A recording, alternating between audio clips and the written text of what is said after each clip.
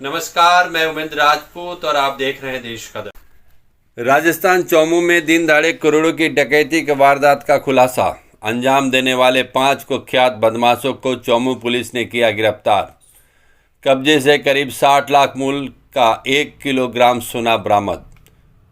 करोड़ों रुपये की दस्तावेज और सोने की लूट की वारदात को दिया था अंजाम। पीड़ित को घर में बंधक बनाकर हाथ मुंह बांधकर दिया था वारदात को अंजाम। घटना की वारदात में प्रयुक्त वाहन कार क्रेटा को किया गया जब्त। दिनांक 29/9/2023 की लक्ष्मी नारायणपुरी कॉलोनी चौमू की यह घटना है, जिसको लेकर पुलिस आयुक्त श्री बीजू जार जोसफ ने एक प्रेस वार्ता की और इसकी जानकारी पत्रकारों को दी। सर, एक डकैती की वारदात का खुलासा किया गया था। किस तरह से वारदात थी? 29 सितंबर को दोपहर को 1:30-2 बजे इतला आया था कि एक गाड़ी में 4 बदमाश वहाँ लक्ष्मी विहार कॉलोनी चौमू में आए थे। वहाँ जो आदमी थे उसको पूछा कि उनके घरवाली कहाँ है। इस तरह का पूछताछ करके अंदर घुस गया और उस आदमी को टेप से बांधा और बाथरूम में बंद कर दिया। उसके घरवाली जब आए थे तब ये प्रकरण सामने आ गया और उन लोगों ने हमें रिपोर्ट किया। रिपोर्ट में ये बताया कि उनके घर से कुछ 3 ट्रॉली बैग लेके गया बदमाश। तो इतना ही इन्फॉर्मेशन था, उनको कोई आइडिया नहीं था ये कौन है, कहाँ से आया, कोई आइडिया नहीं था। बाद में चौमू पुलिस का टीम द्वारा इसको वर्कआउट करने में सफलता प्राप्त किया। उनके द्वारा ह्यूमन इंटेलिजेंस और टेक्निकल इंटेलिजेंस दोनों को यूज़ किया। इनिशियली जो ब्रेक थ्रू मिला है वो मात्र ह्यूमन इंटेलिजेंस के जरिए हुआ है। जो कार उस वारदात में यूज़ किया है वो यहाँ पे मानसरोवर से एक कार रेंटल एजेंसी से रेंट में लिया था। एक क्रेटा गाड़ी था। वो गाड़ी जिसने रेंट पे दिया था वो वापस नहीं मिलने के कारण उस आदमी को उसके ऊपर शक हो गया कि इसको कोई दूसरे काम के लिए यूज़ किया है। तो वहाँ से लीड डेवलप किया। जो कार रेंटल में लिया था उस आदमी का आइडेंटिटी हमें मिला और उसके बाद टेक्निकल इंटेलिजेंस के जरिए 4 लोग और चिन्हित हो गया। उन 4 लोगों का हमने ट्रैकिंग किया। ट्रैकिंग करते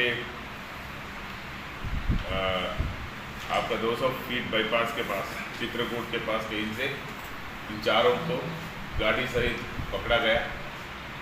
पकड़ने के बाद उसका और पूछताछ किया तब पता चला कि ये चौमू का ही एक स्थानीय व्यक्ति ने उनको हायर किया हुआ था इस जगह पे डकैती डालना है। तब कहानी सामने आया कि 2 महीने पहले एसीबी ने पीएचईडी का कुछ ऑफिसर्स के खिलाफ कोई कार्रवाई किया था। उस कार्रवाई के दौरान पीएचईडी का ऑफिसर्स के अलावा एक पदमचंद जैन करके एक ठेकेदार भी शामिल थे। पदमचंद जैन के जो बेटे हैं उन्होंने द्वारा उनके जो बेनामी संपत्तियों का डॉक्यूमेंट्स और कुछ उनका इसी प्रकार गलत रूप से अर्जित कुछ संपत्ति इन ट्रॉली बैगों में लगा के उसके ससुराल जो है चौमू में थे उधर शिफ्ट करने की कोशिश किया। कुछ दिन वहाँ रखने के बाद जो घर पे वारदात हुआ वो इनका ससुराल वालों को परिचित था, वहाँ शिफ्ट किया। वहाँ स्थानीय कुछ लोगों को इसका पता चला। उन लोगों ने ये बदमाशों को बुला के ये वारदात कराया। वारदात में शामिल जो एक्चुअली मौके पे शामिल 4 लोग थे उसमें से एक 5-6 महीने पहले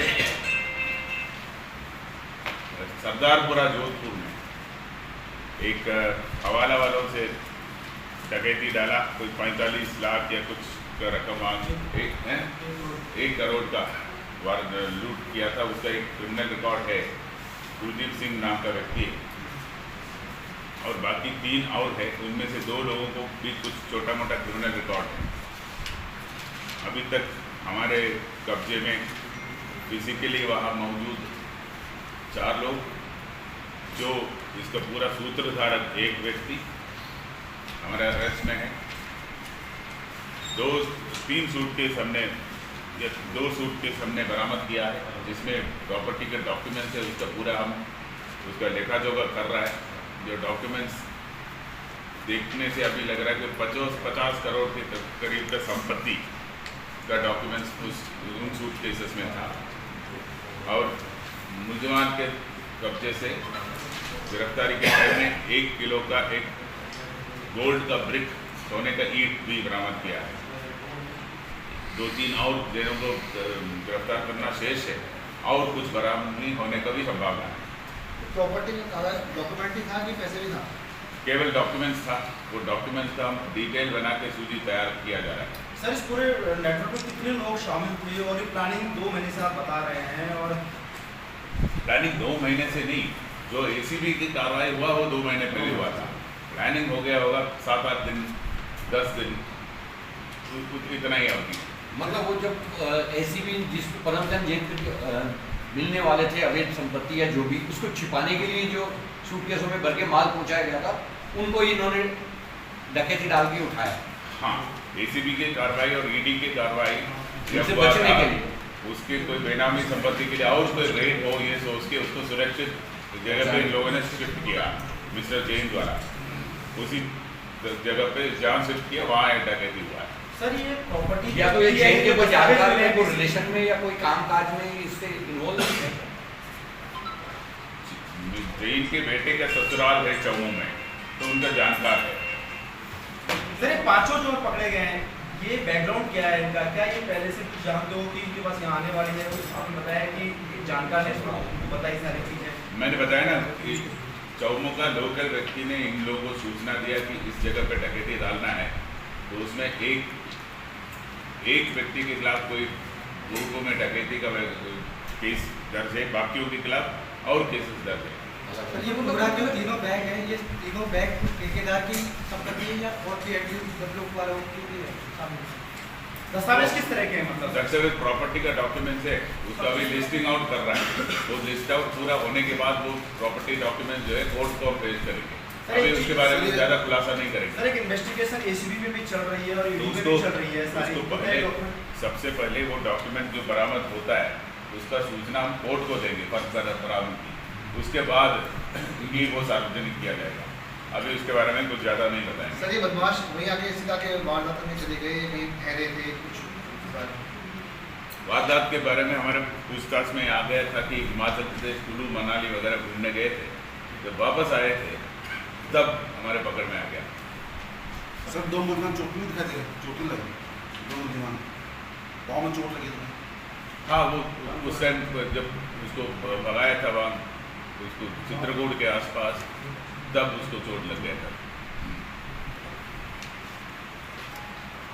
और कोई जुड़े हुए या नहीं, ये सारे प्रॉपर्टी डॉक्यूमेंट्स हैं, प्रॉपर्टी से संबंधित डॉक्यूमेंट्स हैं। परमचंद जैन का और उनका रिलेटिव्स का।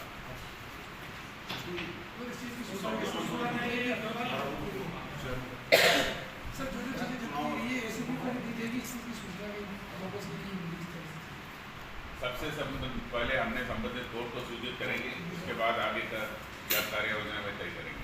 सर, आचार संहिता लग चुकी है 44 को लेकर टीवी किस तरह की तैयारी? चुनावी सीजन चल रहा है। चुनावी सीजन चल रहा है सर। 144 शहर में विरोध हो रहा है, कहीं क्या हो रहा है, तो उसके लिए किस तरीके की आपने व्यवस्था? टिकट विकेट मिलते हैं, उसके बाद व्यवस्था है शांति भंग। चुनाव आयोग द्वारा कल जो घोषणा किया है, उसके बाद आदर्श आचार संहिता लागू हो गया है। लागू होते ही प्रति विधानसभा क्षेत्र में हमारा 3 फ्लाइंग स्क्वाड्स तैनात किया है।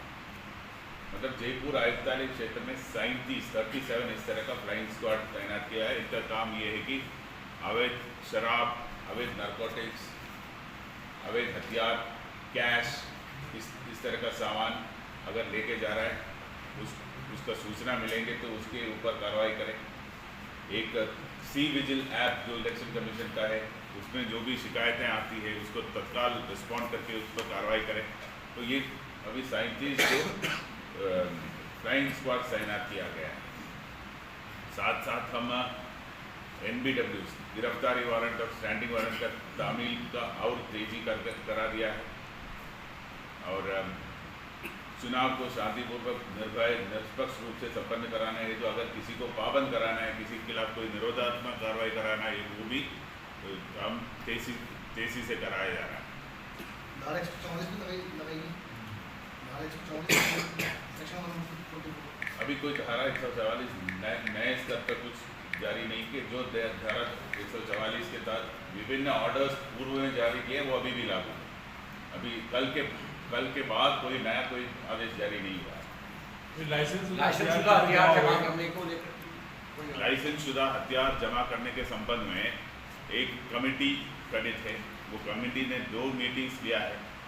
जो जमानत पर आ गया कोई लाइसेंस होल्डर हो, जिसके खिलाफ कोई केसेस पेंडिंग हो, जो कोई इलेक्टोरल ऑफेंसेस में वांटेड नहीं अब नामजद हो, इस तरह के लोगों को तो प्रायोरिटी के रूप में हम लाइसेंस जमा कराएंगे।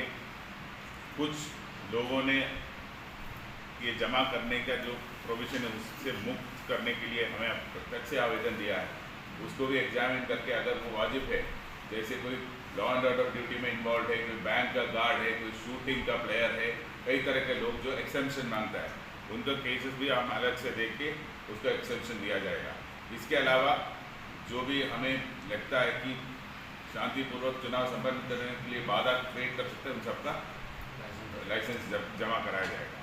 सर एक सवाल सर, शूटर्स के खिलाफ सर, शूटर्स के साथ रेप की घटना और छेड़छाड़ की घटना, ये 2 शूटर्स के साथ तो रेप हुआ है। इस पूरे मामले में एसोसिएशन की भूमिका भी जो है RRA की भी वो भी संदिग्ध है। क्या है सर पूरा मामला, कहाँ तक पुलिस की जो जांच रिपोर्ट पहुंची है और से लोगों को उसमें पकड़ा गया है, क्या है? वो पीड़ित बच्चियों का स्टेटमेंट्स हो रहा है, उसका स्टेटमेंट्स के आधार पर हम कार्रवाई को आगे बढ़ाया जाएगा। सर सोशल मीडिया सेल भी गठित की है आपने, तो क्या चुनाव में भी वो एक्टिव रहेगी? किस तरह से काम करेगी सोशल मीडिया सेल? तो सोशल मीडिया सेल हमारा WhatsApp helpline, social media monitoring के साथ साथ सी विजिल का भी काम करेगा। Thank you sir.